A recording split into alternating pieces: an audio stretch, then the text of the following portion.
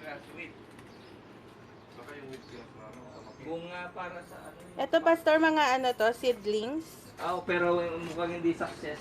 Ito pag gusto mong bumili ng lupa. Magkano ang sako? 10 lang. 10. Mga bata. Mga batang Ito yung kinakain mo muna. Halika. red radish. Welcome to horizontal farming. Ito yung kinakain natin na salad. Saan ba yung sunflower? Ito. Hindi, red radish, green radish. Green radish. Sa doon ng sunflower mamaya. Very Ayun, beautiful. Paano yung bibili ano, bago? Saan? Yun, sa pinakadulog. Dito, sa bahay niya. Ito, Pastor, kinakain tong grass na to. Sabaw lang. Wheat? Tatas. Wheat grass. Yun o. Hindi siya pwedeng panghalo sa salad. Ayan o. Ito sunflower. Ito, sunflower. Ay, ito siya. Yung mamahalin sa ano, lulu. Why did I- So, dapat for sale na to, ganito.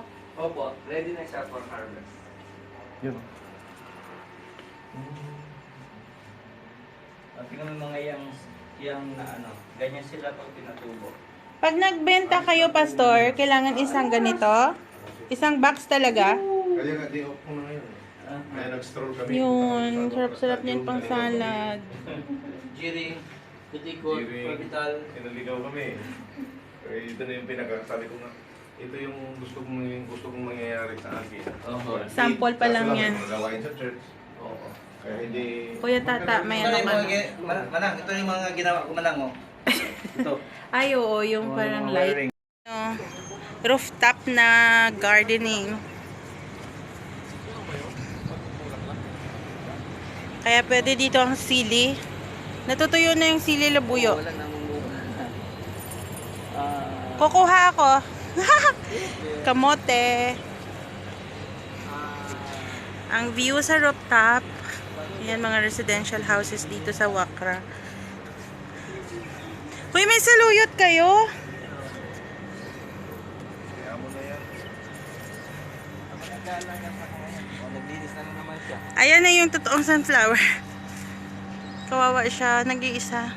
Tapos saluyot, sili. Parang plastic yung saluyot. Green na green. Gumagamit siya ng Okra nandun. oo.